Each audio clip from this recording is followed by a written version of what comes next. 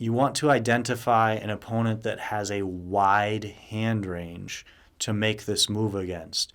You want to attack a player that's likely to have all sorts of different hands in their hand range. The first factor to determine how wide somebody's hand range is going to be is position.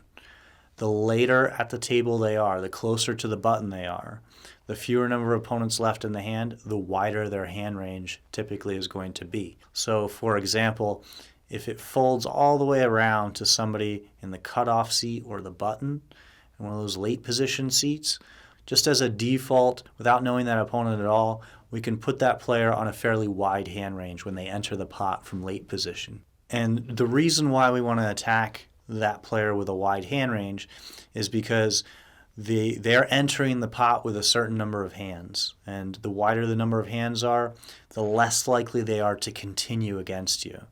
So, for example, let's say you're in a situation where somebody raises and you choose to re-raise them.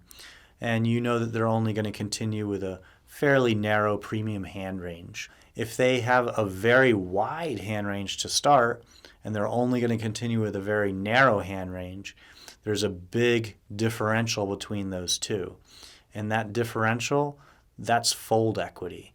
That's when you can get your opponent to fold because they're starting the hand or entering the pot with a lot of different hands.